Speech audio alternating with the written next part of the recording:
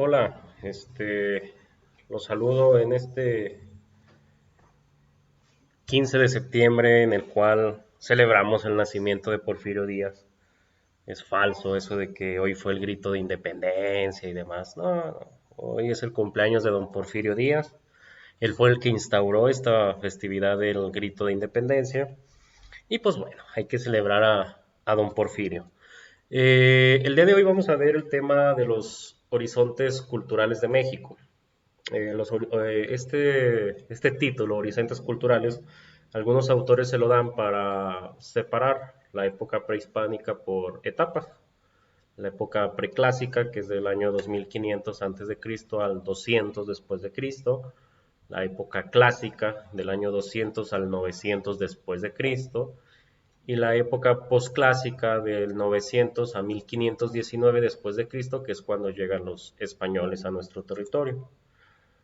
Los historiadores no se la complicaron, fueron muy creativos con los nombres, preclásico, clásico y posclásico, así de fácil.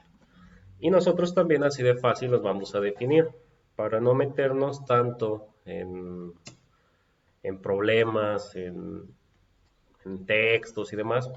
Podemos definir al preclásico como el origen y formación de las primeras ciudades, al clásico como la consolidación de esas grandes ciudades y al posclásico como el dominio mexica y la llegada de los españoles. Así de fácil podemos identificar cada uno de esos horizontes culturales. Repito, preclásico, origen y formación de las primeras ciudades, el clásico, que es consolidación de las grandes ciudades, y el posclásico, el dominio mexica y la llegada de los españoles. En esta clase vamos a ver todo lo que es el preclásico. Traté de sintetizar lo más posible y para que sea más entendible todo. Y vamos a ver solamente las características del clásico. Para la siguiente clase entrar más a profundidad en el clásico y terminar con el dominio mexica y la llegada de los españoles. Las características de la época preclásica prácticamente ya las hemos visto todas desde el video pasado. ¿Cuáles son estas características principales?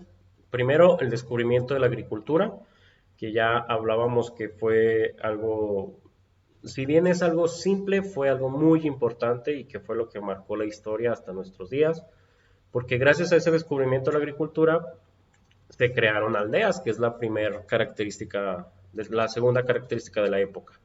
También está la abundancia de alimentos, el nacimiento de la alfarería, el comercio y algo que no hemos visto a profundidad que es el gobierno teocrático, un gobierno que tal cual si lo definimos teocracia, bueno, si lo definimos por la palabra teo es Dios, cracia es gobierno, gobierno de Dios. ¿Y qué es la teocracia? Bueno, es un sistema político en el cual los sacerdotes o los príncipes, en su calidad de ministros o de enviados de Dios, ejercen el poder político. ¿Sí? Es un gobierno de Dios a través de los sacerdotes, de los ministros, de los príncipes de su religión. Puse dos ejemplos actuales para más o menos entender cómo se ejerce esta teocracia. Hay muchos ejemplos, ¿no? Sobre todo en Medio Oriente hay muchas comunidades, muchos países que aún tienen este tipo de gobierno. Yo tomé como los dos más conocidos, como los dos que podemos ver en todos los noticieros y demás, ¿no? El primero es el del Dalai Lama. El Dalai Lama que está en la región del Tíbet y que hasta el 2011 ejercía este gobierno de teocracia. El líder de la religión recibe el nombre de Dalai Lama y se trata del máximo referente religioso del Tíbet. Pero en 2011 el actual Dalai Lama decide terminar con este ejercicio del poder político y es donde se acaba la teocracia. Él así lo vio conveniente para evitar problemas con otros países y decidió pues terminar con el poder político. El siguiente ejemplo pues es el Vaticano. Si bien es cierto, el Papa Francisco representa a la Iglesia Católica como el líder máximo de la Iglesia Católica, también es jefe de Estado, porque el Vaticano es un país, es un Estado. Entonces, el Papa, además de ser el líder religioso, es el líder y el jefe de Estado del país Vaticano, ¿sí? Algunos me preguntaban, recuerdo el año pasado, sus compañeros que ahora están en quinto, me preguntaban, oiga, pero es que si México es un país laico, ¿por qué el presidente de la República recibe al Papa?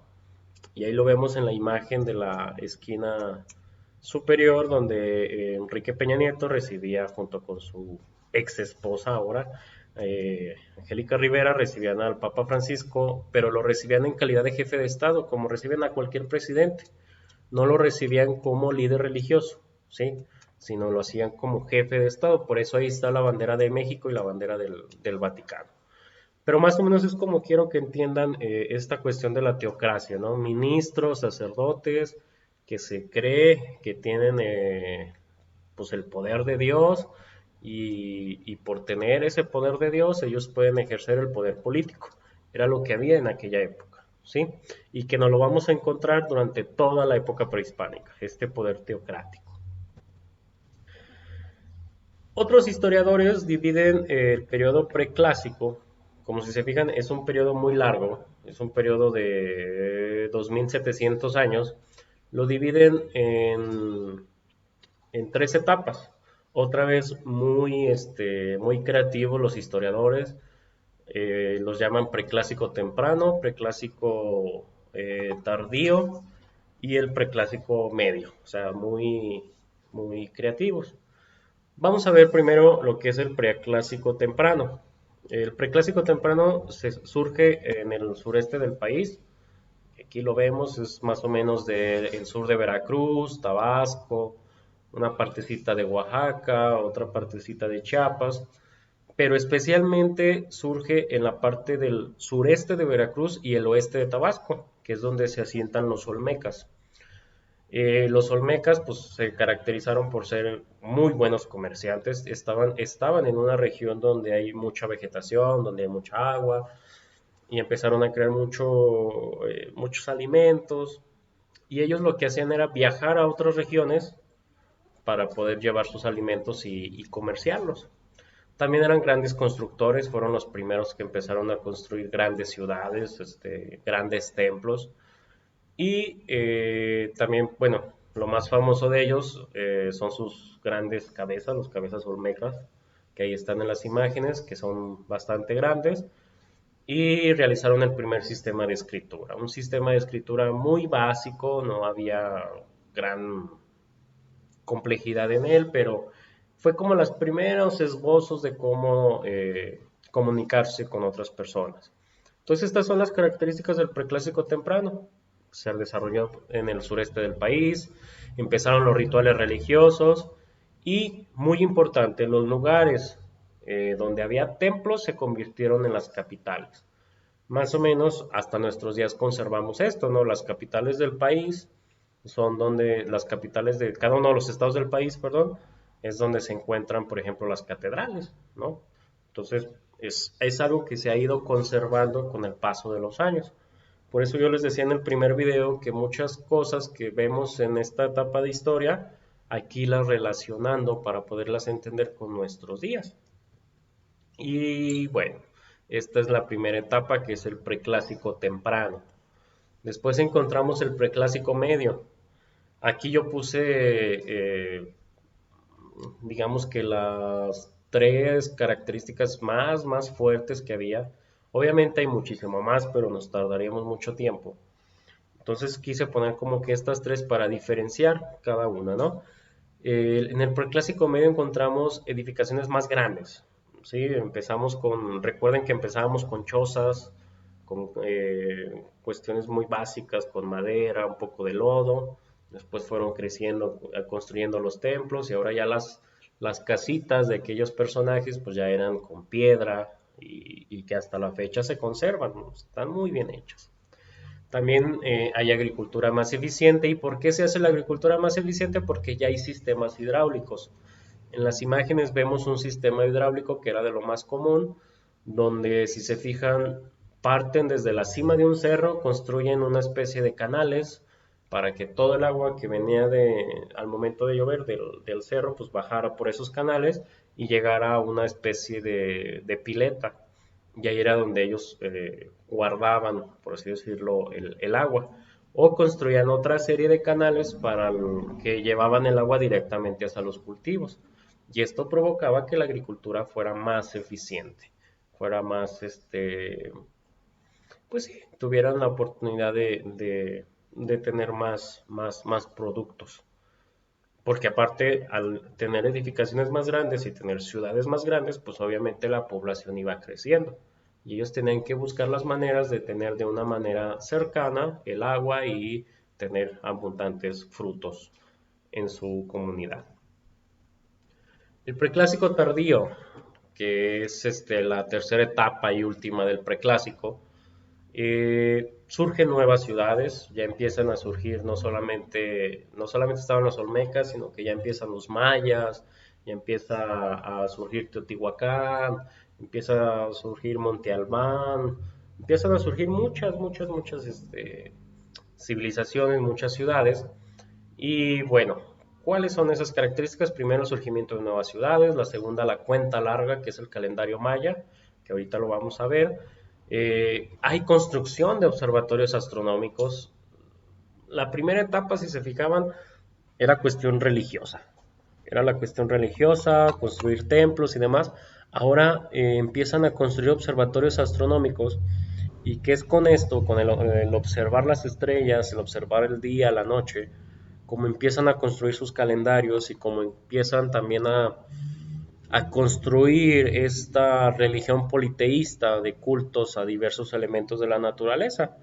Dios del agua, el dios del sol, dios de la luna, el dios del maíz, todos los elementos de la naturaleza empiezan a ser los deidades y es como ellos empiezan ya también a cambiar un poco su forma de pensar porque se dan cuenta que el líder no solamente era un líder cualquiera, o sea, era un líder que venía con un poder de Dios y demás, entonces ya se le daba la figura de rey, rey y noble.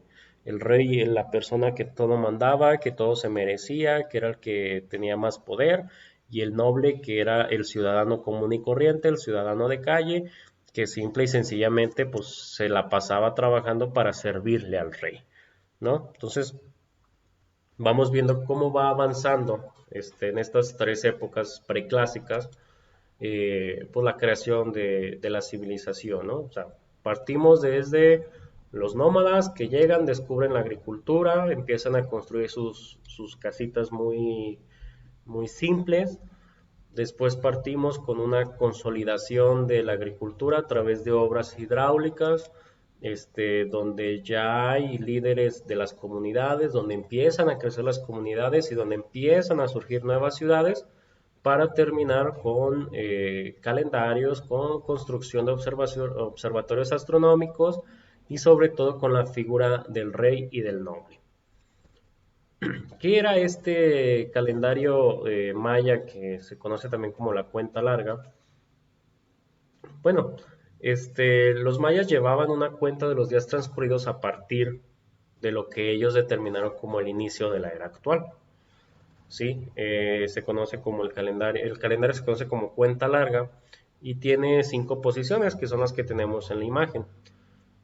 El kin, que equivale a un día, el winal, que equivale a 20 kines, que son 20 días actuales, el tun, que son 18 winales y que equivale a 360 días, que es, el tun equivale casi al año, el katun, que son 20 tunes y equivale a 7200 días, y la última etapa de este calendario se llama Baktun, que equivale a 20 katunes y son 144.000 días. Recuerden que en el 2012 había una paranoia de que se iba a acabar el mundo, que el 21 de diciembre ya nos iba a cargar el payaso y nos íbamos a morir todos. Pues no, o sea, se acabó la etapa del Baktun, o sea, se acabaron esos 144.000 días del calendario maya, de la cuenta larga. No es que se fuera a acabar el mundo, perdón, sino que se acabó ese día el Baktun y vuelve a empezar otra vez todo. Vuelve a empezar otra vez todo el ciclo, todo el calendario de la cuenta larga. Entonces eso de que se iba a acabar el mundo y demás, no, eso era falso. Simplemente era que se acababa la etapa del Bactún, ¿sí? Vamos a continuar, con esto acabamos lo que es la época preclásica y ahora vamos a pasar a la época clásica. Por hoy solamente vamos a ver las características principales de la época clásica. La siguiente clase ya veremos un poquito más detenido la cuestión de Teotihuacán, de los mayas, de los zapotecas y la época del posclásico donde los mexicas empiezan a dominar todos los pueblos y llegan los españoles, ¿no? Pero por hoy nos vamos a quedar hasta aquí, hasta las características de la época clásica, en donde vemos que ya hay grandes ciudades.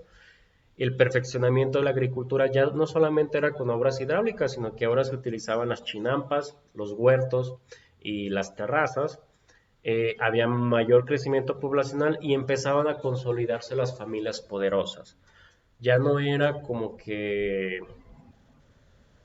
20 individuos ahí viviendo y trabajando juntos, sino que ya se iban formando las familias y ya había, pues que la familia que se dedica al cultivo del maíz, que la familia que se dedica al cultivo del cacao, que la familia que se dedica a la construcción de armas.